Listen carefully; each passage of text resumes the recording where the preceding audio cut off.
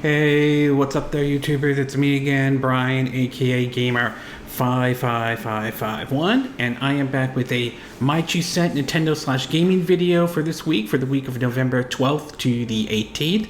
Hopefully all of you are out there gearing up for Thanksgiving, whether it's spending time with friends or family, and possibly Black Friday and Cyber Monday. Hopefully you're able to find the gift that you want to get to someone you know for the holidays and everything like that. But anyway, we got 4 stories to cover, including my thoughts of what I liked and what I didn't like in terms of the Indie Direct that happened this week.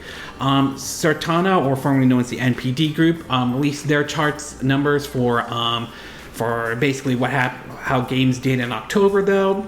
A report coming out about Nintendo and Bandai Namco kind of working together in terms of creating a studio and everything like that.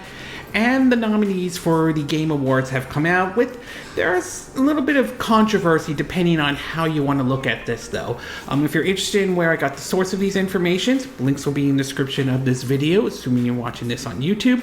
But before we get started, I like to start off by doing what I like to call the quick My 2 cents, stories that kind of caught my attention, but I'm not going to go into a huge amount of details, though. The first one is that Nintendo has apparently thanked everyone, for their support in terms of their games being nominated to the Game Awards, and some of their games have certainly gotten nominated as well, including games like Fire Emblem Engage and Advance Wars 1 and 2 Reboot Camp are being nominated for strategy games and everything like that. So obviously they're thanking a lot of people, though. How well they do at the Game Award this year, that remains to be seen at this time. We also learned that Sega seems to be joining Nintendo, or taking the approach Nintendo seems to be doing in terms of pushing their IPs out to more consumers, which isn't necessarily a bad thing, but it will be interesting to see how they are going to approach this, though.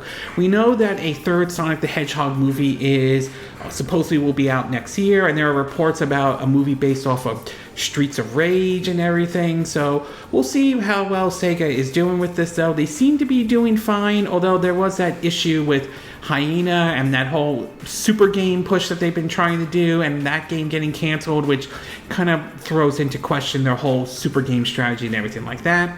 Continue on with Sega, it turns out to be that they've responded to many people's speculation about the idea of Microsoft buying Sega, considering that both Sega and Microsoft seem to have a pretty good relationship and everything like that. Well, despite that, Sega has basically reinstated and have said that they have no plans to be bought out by Microsoft. Now, could that change over time? I mean, it's a possibility. I can't rule out the possibility that Microsoft could buy Sega or someone else could buy Sega, but as of where it stands right now, and at least in the current position at this time, it doesn't seem to be that Sega is up for sale at this moment.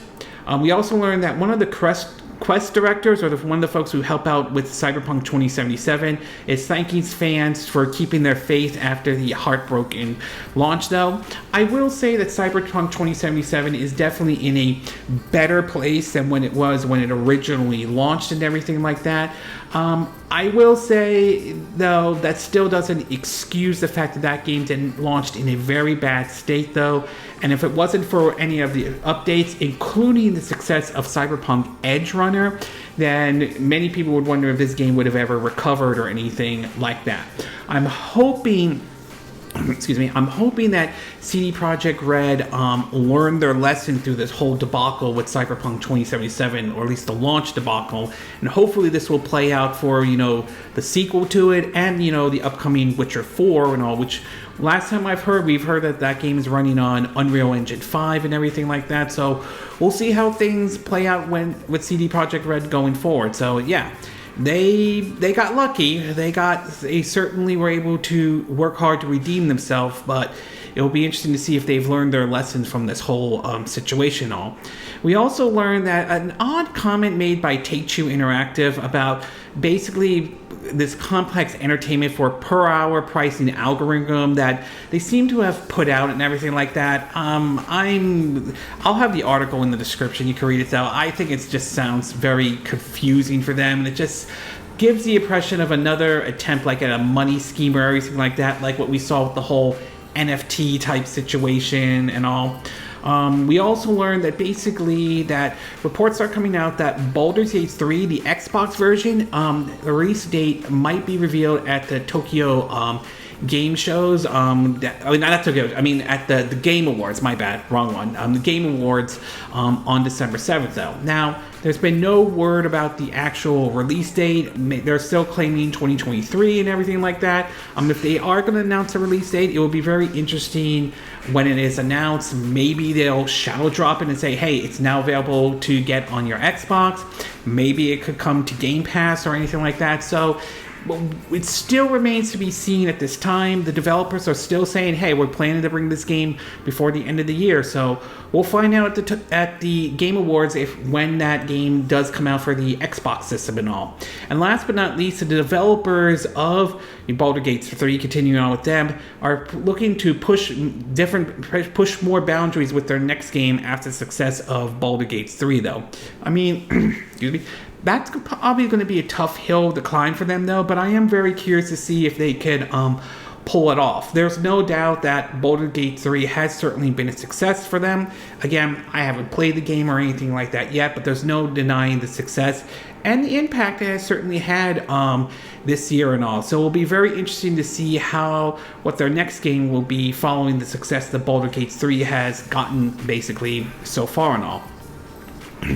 And in the movie and TV show part of the Quick My 2 Cent, we do have the trailer that has come out for the upcoming Madam Web movie and all. I mean, it might work, though. Sony's Spider-Man take so far has been, let's just say, mixed at best. While the one where they team up with Marvel Studios seem to have done very well, the side ones, I'm not sure. I mean, Venom got mixed response, although it did well enough at the box office that we got a Venom 2, though.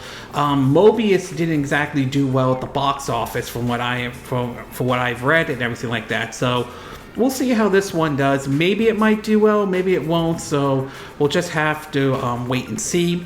We also learned that supposedly that they may have found the character who will play Abby in the second season of HBO's Max, or now known as Max, The Last of Us. Supposedly star Caitlin Denver might be the one to play Abby and all. So it'll be very interesting to see when we start hearing more about, the second season of The Last of Us and all. And I'm very curious to see how far into part 2 they will be digging in terms of with, the next season of The Last of Us and all. We also learned that apparently we have several Marvel related stuff, and apparently it seems to be some going behind the scenes and everything like that. The first one has to do with the fact that the upcoming movie Avengers, the Krang Dynasty, it seems as though the writer for Ant-Man Quantumania, who worked on the Rick and Morty series, supposedly the report is that he is no longer involved in that project and everything like that. So, or no longer involved with Marvel in general. So it remains to be seen if they are going to continue with his script or not, or if they're going to do something completely different and all.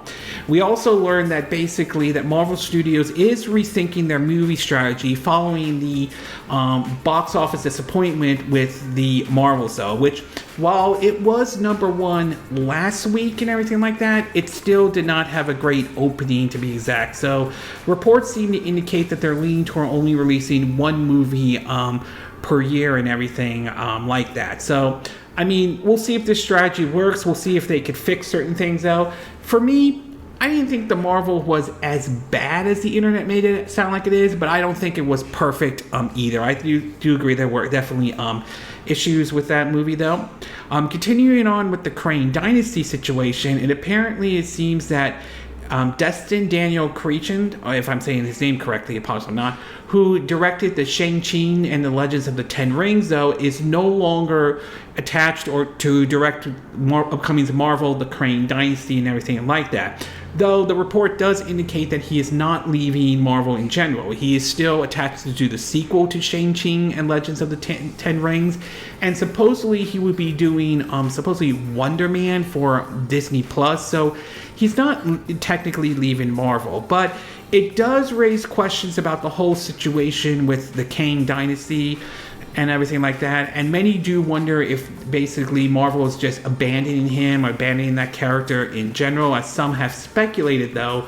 Although it is possible they may do a rewrite of the character or may take a different approach, considering we're still dealing with Jonathan Majors' legal issues that have yet to be addressed at this time, though. And so we have until I think 2026 or I think 2025. I think it's 2026 until basically supposedly that movie's supposed to come out. So hopefully we'll see if they iron things out, and hopefully we'll wait to hear what Marvel has to say, to be exact, because none of this has been officially confirmed at this time. Some of this information seems to be coming from a so-called insider and all.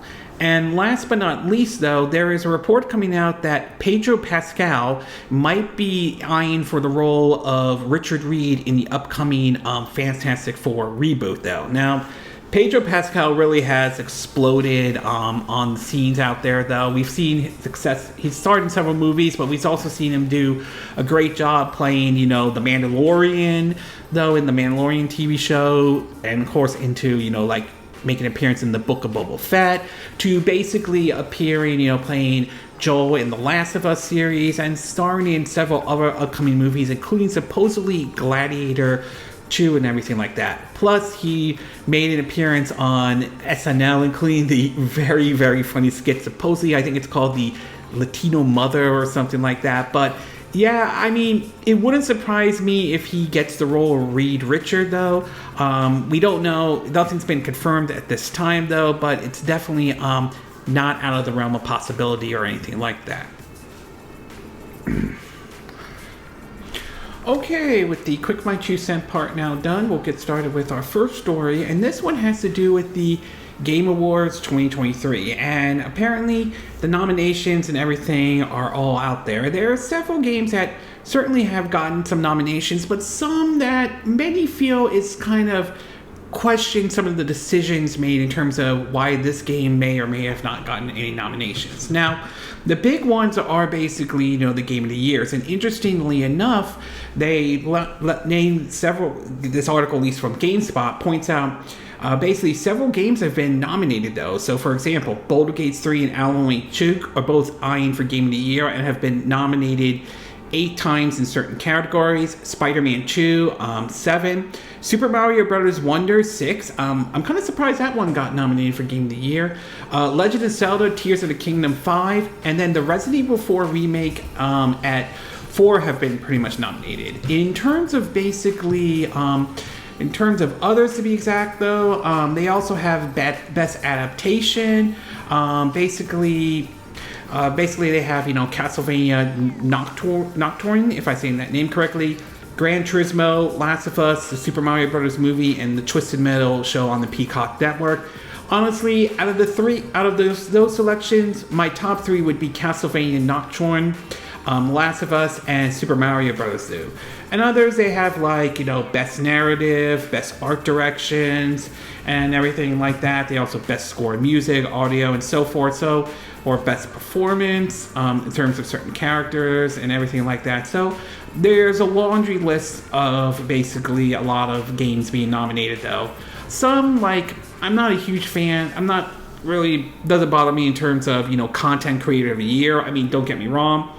If you're getting nominated for Content Creator of the Year, that certainly isn't a bad thing. I'm sure you're happy about that. But obviously, yeah, for that one, though. And of course, the esports games, esports athletes, esports team, esports coach, and esports event and everything like that.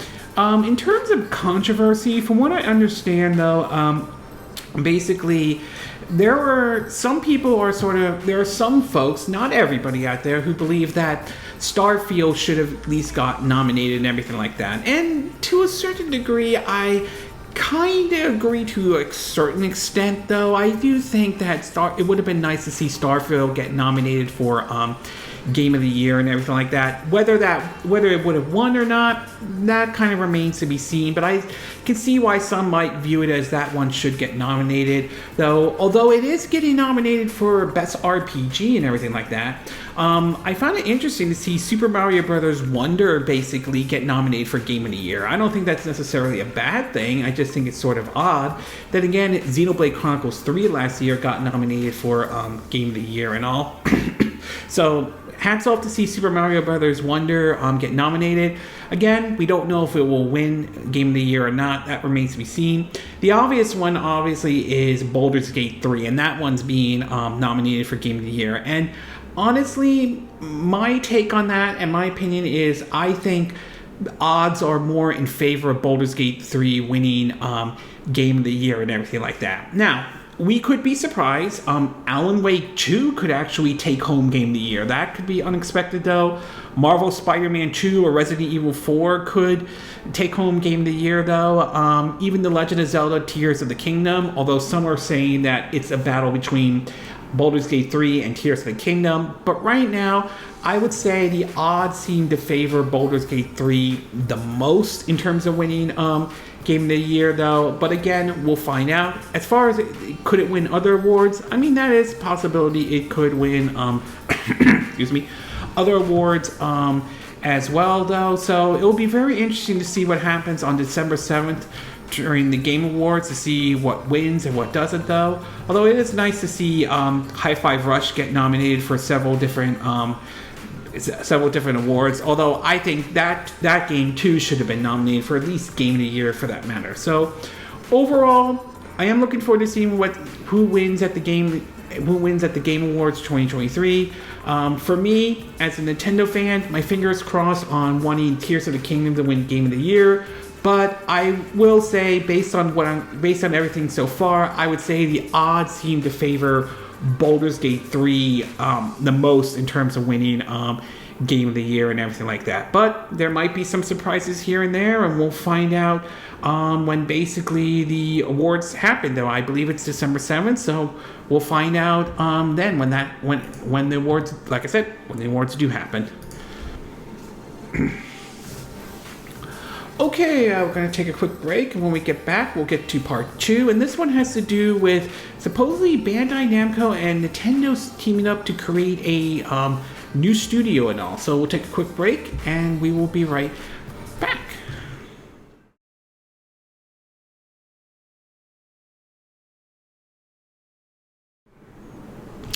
Okay, and we are back with part 2 of my 2 cent video, and for this one, we're going to be taking a look at Bandai Namco, especially with their partnership with Nintendo and all. Now, Nintendo has been known to team up with other studios here and there, though, to work on their existing IPs or anything like that. We've seen that before back in 1996 when Nintendo teamed up with Squaresoft, before they were known as Square Enix, to release Super Mario RPG Legends of the Seventh Star, which a somewhat of a remaster had just came out this week and all, to basically teaming up with Koei Tecmo to do the Hyrule Warrior series and the Fire Emblem series and all. Not to mention Koei Tecmo, I believe, helped out also with some of the Fire Emblem games and everything like that. And then, of course, there's other studios like Bandai Namco has helped out with Nintendo before, mostly on, like, say, the Mario Kart games, particularly with Mario Kart 8, which has been getting, well, it's basically like what Skyrim and Grand Theft Auto 5 is at this point, though, to helping out with the Super Smash Bros. Game and everything like that. Well, recently it was announced that Bandai Namco and Nintendo are basically working together to form basically a new studio together and everything like that. In an article from Nintendo Life, it basically reads that, quote, "For many years, there have been development teams at Bandai Namco working around the clock on Nintendo exclusives. Now the Japanese company has announced a new studio focusing on commission developing projects, including Nintendo's title. Studio 2 and Studio S have already listed a bunch of Nintendo games its teams have contributed to in the past. This includes entries from the Super Smash Bros. And Mario Kart series, as well as new IPs like ARMS. The website has also mentioned how it currently is looking to fill a bunch of roles. One of these includes recruiting for 3D action games, which apparently incorporates a side-view perspective. Keep in mind that future projects could be for new or existing IPs. A lot of jobs are commissioned by Nintendo, although separate descriptions from Bandai Namco note how the team will deal with contractedly developed projects within the company in general. The website for the Studio 2 and Studio S also has an area sharing some facts and stats about the teams as well as staff's interviews. So it certainly is nice to see basically Bandai Namco and Nintendo having a good relationships and working together on these kind of projects. Now, what could they be working on, however, remains to be seen, or what the studio might be working on. There have been rumors going around to the possibility that Bandai Namco could be the one developing a version of Kid Icarus Uprising for the Nintendo Switch, although nothing has been confirmed at this time or anything like that, though, even though Mr. Sakurai had made a comment on his YouTube video. At least the way he was kind of described it kind of gave the impression that he knows something and all, though whether he does or not, that remains to be seen. I mean, this could be opening the door for them to basically work on Mario Kart 9 for the whatever the Switch successor might be, or maybe the studio can help maybe bring some Bandai Namco games over to the Switch or the Switch successor. Maybe entries in the Tales series, another one, to be exact, a brand new one and everything. So there are many ways you could technically look at this, though, but it's certainly nice to see Bandai Namco and Nintendo still have like a good relationship and everything like that. So overall, though, very interesting to see these two companies working together. I'm very curious to see what kind of games will come out from this new studio that they are working on and all. It could be an existing IP, or it could be actually a brand new IP and all. Okay, we're going to take a quick break, and when we get back, we'll get to our fourth and final part of our My 2 Cent video, and this one has to do with the Circana, or formerly known as the NPD, as they have released their information in terms of what games did what during October 2023. So we'll take a quick break, and we will be right back.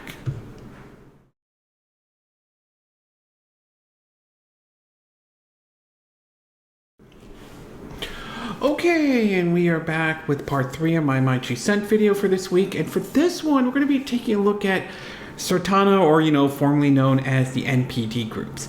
Now, obviously, we got the information out for October 2023, though, and obviously there were 2 games that I'm not entirely surprised got the top spot, though. I was just curious which one would get basically the top spot and everything like that. And I'm pointing to Spider-Man 2 and Super Mario Brothers Wonders. Now, this information came out courtesy of Matt Piscatella, though, and he posted out several things, including on X, formerly known as Twitter, although I still consider it as Twitter. In terms of the hardware side of the situation, he said that, quote, PlayStation 5 was the best-selling hardware platform in both units and dollar sales during October 2023. Xbox Series ranked second in dollar sales, while Switch was second in units. Year-to-date hardware spending was 6% higher when compared to the same period in 2022 at $4.0 billion. So obviously Xbox Series systems is still doing very well for them, although it doesn't seem to mention, which one, Series X or S and everything like that. But in either case, that's doing well for the Xbox system. PS5 continues to do very well, and Switch is still hanging in there despite it's been in the market for a long time and everything like that. Anyway, in terms of the games, though, here's what we have in terms of the top 20 best-selling premium games for October 2023. Excuse me. At number 1, we have Marvel Spider-Man 2. At number 2, we have Super Mario Bros. Wonder. At number 3, we have Assassin's Creed Mirage. At number 4 is Madden NFL 24.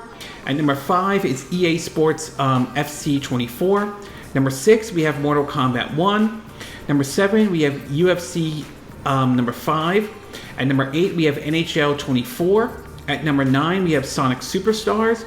At number 10, we have Hogwarts Legacy. I'm curious to see how that one will be in next month, considering the Switch version has come out and everything like that.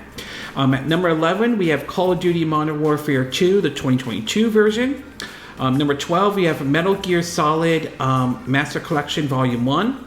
At number 13, we have NBA 2K24. At number 14, we have Starfield. Wow, I mean, that's kind of an interesting to see to go at number 1 to 14 and everything like that. Still in the top 20, but interesting to see it drop that far and everything like that. Number 15, we have Elden Ring.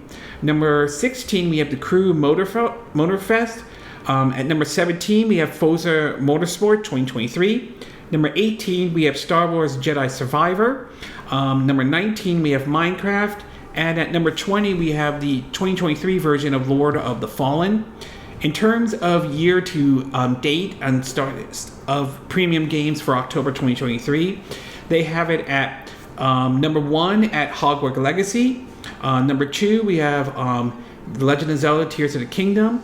At number 3, we have Madden NFL 24. We have number 4, Marvel Spider-Man 2. Number 5, Diablo 4. Number 6, Call of Duty Modern Warfare 2 2022 version. Number 7, we have Star Wars Jedi Survivor. Number 8, we have Mortal Kombat 1. Number 9, we have Starfield. Number 10, we have the Resident Evil 4 remake. Number 11, MLB The Show 23. Number 12, EA Sports FC 24. Number 13, Dead Island 2. Number 14, Final Fantasy 16. Number 15, Street Fighter 6. Number 16, FIFA 2023. Number 17, Elden Ring. Number 18, Armored Core 6 Fires of Rubicon, if I'm saying the name correctly. Number 19, Remnants 2. And number 20, we have Dead Space 2023. In terms of the top 20 PlayStation 5 games for October 2023, we have Call of Duty Modern Warfare 2 2022 at number 1, Fortnite at number 2, Marvel Spider-Man 2 at number 3, Roblox at number 4, Grand Theft Auto 5 Remaster at number 5, NBA 2K24 at number 6, Mortal Kombat 1 at number 7, Marvel Spider-Man Miles Morales at number 8. It was at number 13. Some of that, I think, maybe because of Spider-Man 2. The Callisto Protocol at number 9. Here's an interesting one. At least according to what I'm reading, last month it was at 188. So I wonder if maybe they put that on the PlayStation Plus and that may have helped or everything like that. But that's at number 9. Madden NFL 24 at number 10. Apex Legends at number 11. Minecraft at number 12. Gotham Knight at number 13. It was at 50 basically last month. Again, I wonder if some of that has to do with putting it on the PlayStation Plus, not to mention Game Pass as well. Rainbow Six Siege at number 14. Cyberpunk 2077 at number 15. NBA 2K23 at number 16. Call of Duty Black Ops Cold War at number 17. My Hero Ultra Rumble at number 18. Overwatch 2 at number 19. And then Destiny 2 at 20. And then on the Xbox side, they basically said, they basically have Call of Duty Modern Warfare 2 2022 at number 1. Fortnite at number 2. Grand Theft Auto 5 Remaster at number 3. Starfield at number 4. Gotham Knights at number 5. It was basically at number 92 last month. Roblox at number 6. Forza Motorsport 2023 at number 7. Minecraft at number 8. Rainbow Six Siege at number 9. Warhammer 4000 Darkside at number 10. Apex Legends at number 11. Payday 3 at number 12. NBA 2K24 at number 13. Party Animal at number 14. My Hero Ultra Rumble at number 15. Madden NFL 24 at number 16. Forza Horizon 5 at number 17. I do wonder if some of that had to do with, Forza Motorsport. Overwatch 2 at number 18. Mortal Kombat 1 at 19. And Dead Space at number 20, which last month it was ranked 355. Again, I wonder if some of that has to do with, Game Pass along with Gotham Knights, everything like that. And in terms of Steam, in terms of the top 20 titles played on by Steam for October 2023, we have Counter-Strike 2 at number 1, Baldur's Gate 3 at number 2, Cyberpunk 2077 at number 3, The Finals at number 4, Call of Duty Modern Warfare 2 2022 at number 5, Rocket League at number 6, Warhammer 400,000 Darktide, if I'm saying the name correctly, at number 7, Plasmophobia at number 8, again if I'm saying that name correctly, Apex Legend at number 9, Starfield at number 10, Team Fortress 2 at number 11, Destiny 2 at number 12, BattleBit Remaster at number 13, Rainbow Six Siege at number 14, Death by Daylight at number 15, Rust at number 16, Halo Infinite at number 17, it was at 41 last month, Deep Rock Galactics at number 18, Dota 2 at number 19, and Terra, Terraria, if I'm saying the name correctly, at number 20. Interestingly enough, we don't have a Nintendo Switch one though, so sort of odd to be exact. But in either case though, it's not surprised to see that both Marvel Spider-Man 2 and Super Mario Bros. Wonder were at the top of the charts and everything like that though. So I was kind of curious to see which one would get the number 1 spot. Obviously Marvel Spider-Man did though, but in either case Super Mario Bros. Wonder also did very well, as they mentioned though that they don't count basically the digital sales. So I do wonder if a lot of people who purchased Super Mario Bros. Wonder basically went with getting it on the digital side, which wouldn't surprise me if that was true and everything like that. But in either case though, I'm not surprised to see Marvel Spider-Man 2 and Super Mario Bros. Wonder at the top of this low. It's going to be interesting to see how November will play out and everything like that though. There are probably some big releases here and there, but we'll have to wait and see though. So overall, October's numbers are out though, and I'm not surprised to see Marvel Spider-Man 2 and Super Mario Bros. Wonder get the top spots and everything. Okay, we're going to take a quick break, and when we get back, we'll get to our fourth and final part. And this one I do want to talk about is my thoughts on after watching the latest Indie World and everything. So we'll take a quick break, and we will be right back.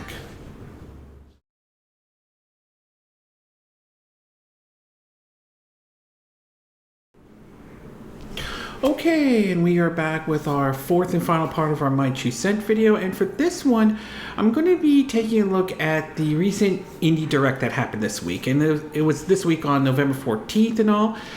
It was basically a 20-minute Direct and everything like that, and while there wasn't anything that really wowed me in the level that some folks might have, though, there were some pretty neat announcements that were made, though. There were definitely a lot of games, but there were ones that I kind of felt like stood out the most. In terms of what I like, and I'll break it down to what I like and what I didn't like, mixed, not sure.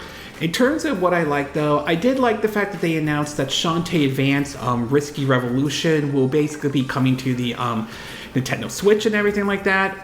This is the one I kind of been keeping an eye on because it was announced, I think, a while that they were going to bring this game over, but they were also going to make it for the Game Boy Advance and everything like that. I think this was courtesy of limited run games and everything like that. But to finally hear it finally coming to the Nintendo Switch, that certainly is nice. I do enjoy the Shantae series. It is a fun 2D game from Ray Forward and all. So very nice to see this one finally seeing the light after being pretty much dormant for 22 years and everything like that. So that's pretty amazing though. The next thing is the one Braid, Chimera, Chimera. This is one I'm looking forward to because it looks like I believe it's one being developed by the same folks who did, the Record of Lobius War, based on the art style and everything like that, though. It definitely looks nice. It's definitely one that's going to be up my alley and everything like that, so that's one I'm going to be keeping an eye on, though. The other one that they announced was Braid, B-R-A-I-D, Anniversary Edition. I've heard of this game before in the past, though, but I never got a chance to try it out. But judging by what they showed so far and everything like that, it looks really neat. I love the watercolor painting to the whole visuals and everything like that. So it's definitely one I'll be keeping an eye out and everything. So this is one I definitely will be looking forward to getting, or at least trying out. The next one they announced was Howl, and that one was kind of interesting, including the whole 2D look and everything like that. So it looks really neat and all. Basically, and there's also a demo for the game to try out. So it's probably one I'll probably download the demo and see if it's something that interests me and all. It looks like basically a strategy game. Almost kind of reminds me a little bit like Fire Emblem to a certain degree though, but I'll have to try the demo out though. And the last but not least one is Outer Wilds though. Now, I've heard of this game. I've heard this game before though, but to hear it finally coming to the Nintendo Switch is certainly interesting. And there also is going to be the Archaeologist edition, so hopefully this is sort of like the complete edition though. And there are plans to do a physical version for this game though, so this is definitely one I will be keeping an eye out as well. As far as what I didn't like, mixed or not 100% sure though, obviously the one that I think a lot of people wanted to hear and announce was Hollow Knight Silksong, and unfortunately that was not announced basically at this Indie World Showcase. So I think those who are holding out hope for Hollow Knight Silksong, yeah, I can see why you might be disappointed with this announcement. And last but not least though, a lot of this will come down to your depending on your preference and taste. A lot of the games they announced though were mostly games shown that were either like farming / survival or point and click type of games though. Now, I don't have any problem with those type of games or anything like that, and I can understand there is an audience for those type of games though, and there's nothing wrong with that though. That being said though, some of the games, some that may or may not appeal to a lot of folks though. There are those who are going to like those type of games, and there are those who may not like it though. And I will say a good amount of the games that they did show were either point and click or farming / survival. Again, this will come down to your preference and taste. Again, some are going to like what they saw at this Indie World, others may not though. Overall, I would say this Indie World was not bad or anything like that. There were some pretty neat announcements that I liked and everything, but I won't say it didn't like wow me or anything like that or had any like shocking moments like a couple years ago when one of the big announcements during one of the Indie Worlds was Cuphead was coming to the Nintendo Switch and everything like that. So I don't think we have anything like that with this Direct and all. So, I mean, it wasn't a bad Indie World or anything like that. It just wasn't anything that was going to knock your socks off though. But I will admit there were some pretty neat announcements though. Like I said, Braid, Chimera, and Shantae Advanced Risky Revolution were, to me, kind of the highlights for this Indie World though. So I would say not a bad Indie World, but nothing wow factor or nothing I would say memorable or anything like that at all. Okay, this concludes this my 2 cent video for this week. And again, these are my opinion. What are yours? What are your thoughts about the nominees for the Game Awards though? Do you think these nominees are good? Are there games you wish got nominated in any way? Are there games you don't think deserve to be nominated though? And do you think that there is legitimate criticism of say Starfield not getting nominated for Game of the Year in any way? Do you think Baldur's Gate 3 probably is, do you think that game's going to win Game of the Year in any way? What are your thoughts about this Bandai Namco and Nintendo working on this new studio though? Do you think this is a good thing in any way? Do you think this opens the door to possibly maybe some new or maybe reviving some old IPs from Nintendo, like maybe the F-Zero or possibly, a Kid Icarus game or anything like that? What are your thoughts about the NPD or Circana numbers that came out though? Were you surprised that some of the games made it on the list? Were you surprised some did well? Were you surprised what games made it on the list? Were you not surprised to see Marvel Spider-Man 2 or Super Mario Bros. Wonder be at the top and all? And what are your thoughts about the Indie World for November 14th, 2023? Did you watch the Indie World? And if so, were there games that stood out for you the most? Did you like this Indie World? Did you not like this Indie World at all? Do you agree with what I said in this video? Do you disagree? Do you have a difference of opinion? As always, sound off in the comment section below. Let me know what you think. And if you do like this video, I hope you hit the like button. I would appreciate it. And I hope you do subscribe to my YouTube channel. If you do, make sure you hit the bell icon for notifications of any new videos I put up. Also, feel free to share this video if you want to, and feel free to donate to my channel if you like. You can do it through PayPal Me, Patreon, or Steam Labs. Links will be in the description of this video, assuming you're watching this on YouTube. And I will see you again next time when I do another video. Hopefully that'll be soon. Until then, from Southern California, I wish you all a good day then. Bye!